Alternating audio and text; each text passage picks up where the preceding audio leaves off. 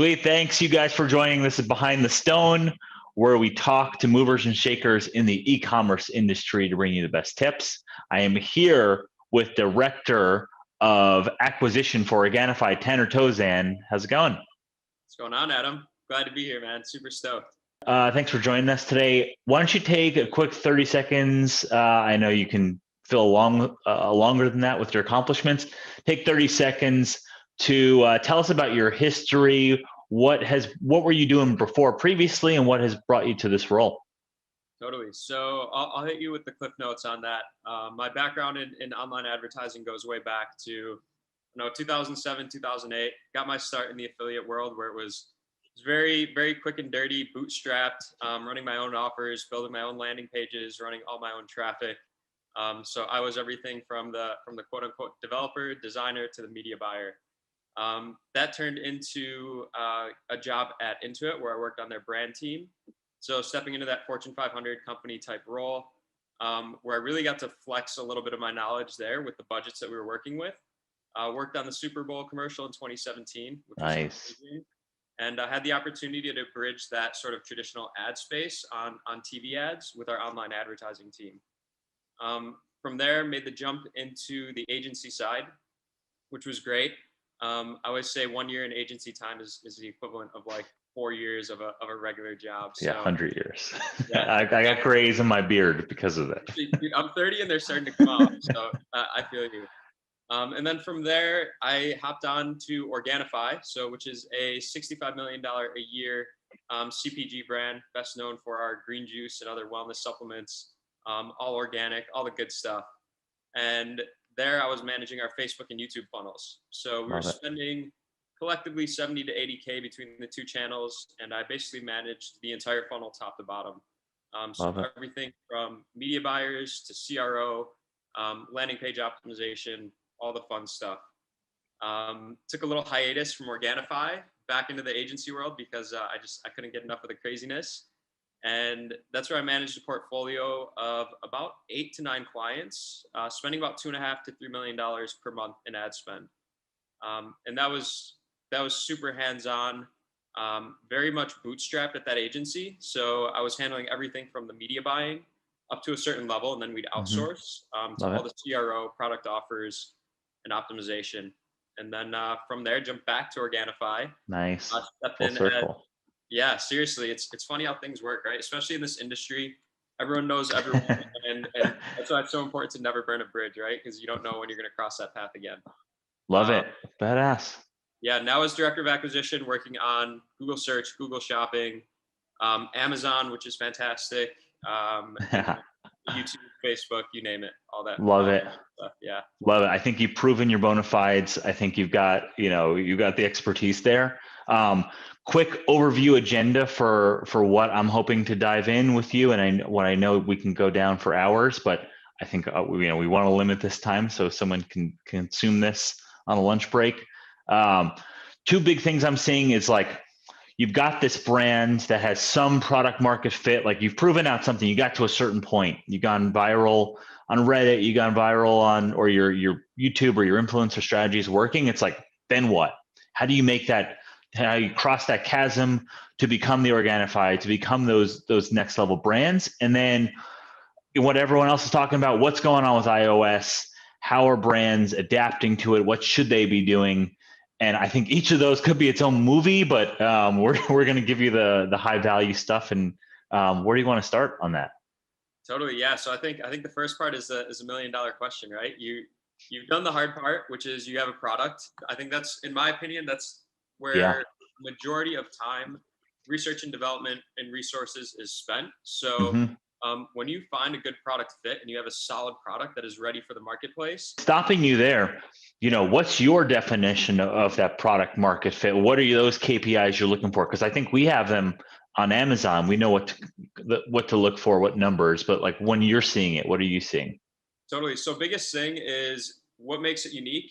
What problem does it solve? And what are your margins, right? Because anyone can sell a product, but if your competitor is producing the same quality product and providing the same value, so that's a big thing that I look at, right, is value. They're providing the same value, but their costs are 50% less than what you're doing. that's going to inhibit how much you can pay to acquire that customer. And so what I look at is, are you competitively priced? You got to sweeten the deal with a good offer. Otherwise, they're going to go to competitors. Mm-hmm. What makes you unique? If you have those two things, that's when you use your marketing lens to sort of differentiate yourself in the marketplace. Okay, so let's assume we've got a new product. Do we want to make something up right now, or do we want to use a real world example? Your call. You've got that great product. You got a unique differentiator, and it's a USP that's enough, right? Like we see a lot of products that are like, we've got this kind of turmeric in it, right? Is that enough, or do you need something that next layer? Do you need multiple ingredients that are differentiated? So how I see it is I like to look at it through the lens of it's never enough, right? Like Yeah. always try to make your product speak to different classes of people, Okay. different segments. And that way, as you know, with marketing, you can run ads and have a killer ad for 3-6 months, a year. But if that dries up, what's next, right? So you always have to be filling your pipeline with different creative, different messages, different unique selling propositions that's going to apply to not only your current user base, but new and potential customers. So talk about that. So let's say we've got the checklist, product market fit, check. Unique product, at least for now, check. What's the next thing a brand should be doing? Say they're at, call it $1 million in revenue, right? Because below that, you're just hustling, you're just grinding, you're testing a lot of things to get to that, call it $1 million in revenue. When they get that, there's some product market fit. What should they be doing next? Totally. So here's the beautiful part about being at that level is when you're at that level, you have access to one thing that new brands don't, and that's customer data, right? So what I like to do is lean heavily into surveys, listen to your customer. As marketers, we want to talk, and tell them what they should be doing. Yeah. But I think it's important to take a step back and listen, right? If your customer is saying, hey, I take this product for a month and the results aren't quite what I was seeing, dig deeper into that. Okay. So leverage your customers to really find where you can improve your message and improve your product. And is that email, text, phone? Like what's the medium you're using for that? Email is great. I mean, here's the thing. We don't have to reinvent the wheel, right? Shoot out a survey monkey to your buying list. If you want to shoot them an SMS with a survey link, do that. If you want to post on an Instagram story, it could literally be something as simple as a poll that I've seen brands leverage in such a beautiful way that you can take that feedback and it's going to impact your business and it's going to impact your decision making. Love it. Okay, let's say we've done that, check that box. And then obviously the most important thing is take the feedback and then move on that feedback, implement some of it, make tweaks to copy or things like that. Exactly. And then what? So then what? Like we were just further refining that product market fit, further going there, and like where are those accelerator moments where you can really hit the gas? Totally. So for me, this is when the fun starts, right? Like product is done and it's dialed in. We've listened to our customers, we've made tweaks, and we know what direction we want to head in. And that line everyone thinks is like a straight line to success, right? It's not. It's all around. It's buzzing around. But when you get to that point, I like to bring in the creative process. So let's look at how we can start developing different pieces of creative that can be used across different channels that are going to reach our customers where they're at. And what's an example of that? Like it sounds amazing, but like what, go into that a little bit more. Exactly. So when we have our customer defined, we know what they're looking for. Yeah. That's when we start to craft our marketing message. And so one thing that I like to do is anytime I'm looking at content, I break it into 3 pieces. I break it into my hook or my lead. I break it into the core, which is the bulk. That's where we do our selling. Okay. And the third part is the end, which is the close. The hook, core, and close. Exactly. So 3 steps. You don't need to oversimplify it. You don't need to add any more steps. If you Love focus it. on those 3, it's and is this doesn't matter the channel, doesn't matter if you're going for Facebook versus YouTube versus TikTok or Snapchat? Not at all. So I would say it depends on what you're trying to do, right? If you want to drive sales on YouTube, this fits perfect. But it also applies to, if you're making an Instagram story, it's going to fall flat on its face if you don't have a hook. If you're not attracting that attention in 2 seconds, that person is swiping to the next story, they're gone, you lost them. That's huge right there. Like, when people call out quotes and like put them in the blog quote, like 2 seconds, get someone's attention or you've lost them. Exactly. So it's a formula, right? It's how do you get them in that first 2 to 5 seconds? Hmm. How do you keep them attracted while Hmm. also building in value and going in for the sale and educating that customer? So there's Okay. really two main components. What I do, When do you know what channel to go to? Like yours million, let's use this example. Let's use a hangover pill company, right? Like you've got a hangover pill, it works. And I'm using this because like I've worked on this in the past. And you've gotten early traction with festival goers and influencers. yeah. And so like where do you go next? Like how do you know whether like because it's almost a full-time job to do YouTube and Facebook and this like what do you know where do you shoot your shots? Yeah, so it's easy to spread yourself thin, right? When you're trying to Hmm. spread your cross. I mean, we all know omni-channel, right? You have to be omni-channel. There has to be an omni-channel Hmm. approach, and you can spread yourself very thin very quickly when you do that. So what I say is I break it down into two different categories. You have your foundational channels, so you have your Hmm. Google search, your Google shopping, you have your SEO dialed in, you have your basic organic social. Hmm. And I would say the next step above that is when you're going for that top of funnel cold acquisition and you're remarketing. So most efficient, I would say, if I were to hit it from a list, is going to be your Facebook and Instagram. Those generally, what I've seen, perform the absolute best when it comes to top Awesome. funnel acquisition. Love it. And then YouTube. So when you have your message dialed in on Facebook and Instagram, you can hit a channel like YouTube that it can be difficult to crack, but once you have Hmm. dialed in your customer, your targeting, and your creative message, that's where you're going to find the scale, and you're going to find it very, very quickly. So I think that was a ton of value right there. So it's like Google is the foundation or one corner of the triangle, and then you move to Facebook and Instagram, kind of like higher up the funnel, colder, but still, in between. And then once that YouTube gets you the scale that you're looking for. Exactly. So I always use Facebook and Instagram as like a battle royale for my creative, right? So any creative Hmm. that we have, we'll stick it into the wild there because it's just generally more efficient and less expensive. You see what works, and then you take the winning formula, you bring that over to YouTube. And then any secret, I mean, obviously we're time constrained and this isn't a sharing thing, but like if you're saying like what's the 80/20 on Facebook testing? Is it just let Facebook do their thing? Or is there a secret setting somewhere that you have to like enable that you want to make sure? Or like what's that? What are those nuggets we can get Yeah, out of this? so I mean, it's funny when you look at it. It's for me, my approach Mhm. is the less restrictions you put on Facebook, the more success you're going to have. Oh, interesting. The caveat with that is you don't want Facebook to run wild, right? You have to put some sort of guidelines on it, but I Okay. wouldn't get past basic interests and demographics, and obviously geo targeting. So if you're going to sell in the U.S., you're obviously going to want to exclude other countries. You're going to want to go for a pretty broad age demographic, but you don't want to restrict it too much. With Facebook, it's better to let the algorithm work its magic because they've come leaps and bounds in progress over the last few years with their algorithm. So their AI is better than any educated marketer can do. I mean, we've tested it both at agencies and then at these CPG brands that I've worked with, where we have campaigns, and I always say I can give you the best advice or take it for what it is, but always test, test, test. Love Have it. a wide open campaign, and then also have one that's more restricted. The open targeting completely outperforms the restricted targeting. The bots. Very I think this is a perfect segue to go into the iOS or ATT or whatever everyone's calling it now.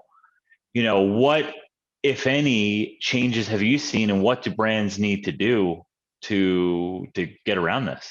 So it's a cat and mouse game, and that's one of the. What did I say to you earlier via text? I go we're sickos for loving this industry because Yeah. every person it drives us nuts, right? There's a new change every day. There's a new algorithm update. Well, if there wasn't, would we even have a job? That's the way I have to look at it now after all these years. Exactly. So the biggest thing I'll put it into perspective for you. We were spending north of $30,000 a day on YouTube, Hmm. very efficiently, and the iOS update came. We all knew it was coming. We didn't know what to expect Yep. because we didn't have any details, right? The Google, Apple, no one likes to give any sort of updates as to what's coming. Which Our is, yeah, traffic, that's another conversation. It's like you think they would want the people who give them money to know what's exactly. coming. Yeah, and we're not talking $5, $10 here. So The biggest thing is that killed our campaigns. We saw conversions drop off. We saw sales drop off. And Okay. so what we had to do was take these campaigns that were spending 30, 40,000 a day, and we had to strip out iOS traffic. So we took our iOS traffic, Wow. put them in separate campaigns. We kept the original ones just Okay. to see, right? We were testing everything because we didn't Yeah. know. We Interesting. stripped everything. We separated iOS, we separated Android, and again, it's a cat and mouse game. Tracking is becoming a little bit better. There's That's different crazy. So within a month or so of recording this, you're saying that people have already figured out, quote unquote hacks to get some of that back. Yeah, so our Facebook agency was working on an internal tool that that helps to track and attribute those iOS sales. And there's also, so I'm not an analytics guy by any means. Yeah. I always loop them in on our calls, but we're relying heavily on server to server or server side tracking so that we can actually get a full picture of what's going on, where the conversions are happening. Okay. So server side tracking. Awesome. So let's say, and to bounce back out, you're this hangover company and you've gotten Google, you've gotten or I guess taking a step back, what are the common characteristics of that company that can, cross that chasm, make the leap, go from that $1 million CPG brand to a 10 million plus brand? What are the common characteristics that you see across brands? The first thing, the biggest thing that I always say as someone in the space is they're not scared, right? So you cannot be scared to test.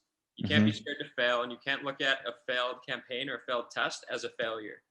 Take every single dollar that you spent, and whether it shows a negative ROAS or positive ROAS, whatever it may be, take those learnings and use that in your next campaign. So that would be the first thing. The second thing is you don't need to reinvent the wheel. You have customers, you have a solid brand, you're at that point of inflection where, okay, you're at $1 million a year. What's the next step?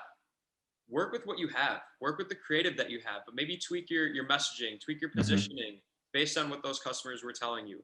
You don't have to go and try these crazy networks to try to get traffic that you don't have experience with attaining. You don't have to shoot big production videos that cost $50,000 or $100,000 a piece. Yeah. Use what you have, use your resources, and be scrappy. And I think, in all honesty, those are the two biggest things that if you can ace those are the fundamentals that allow you to just move forward, test, and find what works. Love it. And on those paid tests, what does the team look like that's doing those? Does it like in-house agency, freelancer? Like, what does that mix look like? And then what's a test for you? Is it $100? Is it 1,000? Is it 10,000? Like, how do you know when you're getting that data? Yeah, so it's all relative. I've worked across brands that have everything in-house, which with that you can move super quickly, right? And there's no time that you have to take on educating a third party on a product or how you guys work things internally or messaging. I've also been on the other side where we have agencies running everything. And so there's advantages and disadvantages to both. But I think what that team looks like is you need a solid media buyer.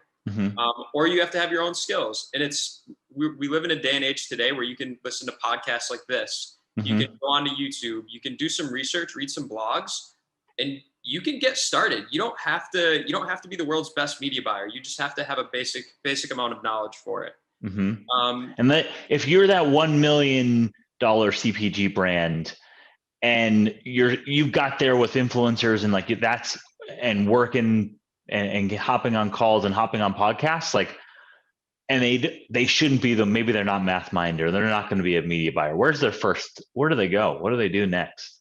Yeah. So my biggest thing is if they can hire someone internally to either that, they need to understand omni-channel. So don't hire someone that, if you're at this inflection point, don't hire someone that only understands Facebook or only understands YouTube. Hire someone that has a breadth of knowledge that can come in and connect the dots between all More the generalist. Exactly. And then from there, it's important to have a good creative person or a good creative team. And whether you hire them on Elance or freelance or whatever that may be, you can do that externally, you can do that internally, but it's important to have someone who understands direct response. And is that video? Is that images? Like what, or is everything? The highest leverage point is, or the highest leverage creative asset is video by far on any channel. That's not to say ignore photos, right? Because you can come up with some cool GIFs, you can come up with some amazing imagery and lifestyle pictures that can speak to your customer and speak to who you want to target. But video by far blows it out of the water in terms of Love money. it. Love it. What are the things that you see, and on the flip side, what are the things, and we're going to wrap it up in just a few minutes here. So what are the things that lead to failure? Like, why do companies not cross that gap? What are the kind of common characteristics that you see? So I've seen two parts. I've seen companies that were at that point and they couldn't cross that gap, and I've also seen companies that hit a high valuation and a high revenue number, and they start to retract. Okay. And that's because they get scared. They didn't have their testing strategy in place from the beginning, and it was sort of like, we're going to build this boat on our way as we start to sail, instead of setting that good foundation before they got started. And I think foundation is absolutely key. And another and like top 3 things on building that foundation, what are those like core foundational items they must have? Yeah, so identify your channels, identify your cost per acquisition that you need to have, and most importantly, this is, a lot of companies, believe it or not, don't really think about this much until it's too late, is dial in your LTV. Make sure your post-purchase journey is solid, so that this customer isn't just buying once. Make sure that if you're spending $50 to acquire that customer, that they're spending $150, $250, $350 in the next 3 to 6 months, so that you can spend even more than your initial purchase price on that customer. Oh, that's money right there. I think that's a pro tip. How I see it is, any excess in LTV that we have in a customer, when we subtract our CPA from our AOV, I bake that back into my CPA, and it gives you a higher allowable CPA. And then you can win. Whoever spends the most to acquire that customer wins. Nailed it. And I'm sure whoever follows this podcast, they know of Russell Brunson, or they've heard of him from ClickFunnels. He says the exact same thing. Whoever can spend the most money to acquire that customer is the one who's going to win. So LTV is a very important part of this puzzle. Love it. Let's hit everyone with parting words of wisdom, and then where they could find you, or how they could reach out if they want to. Totally. Parting words of wisdom. Don't be scared. Don't reinvent the wheel. It's a blue ocean out there. You just got to go ahead and find the customers and test. You can follow thousands of podcasts, watch millions of videos, until you get out there and actually try it. Take these little nuggets, apply them, but test, run it on your own, see what works. I've oftentimes been surprised. And one thing I've learned as a marketer is, I don't know shit. Like, I have to actually realize that and learn that. And yeah, you just got to test, man. Love it.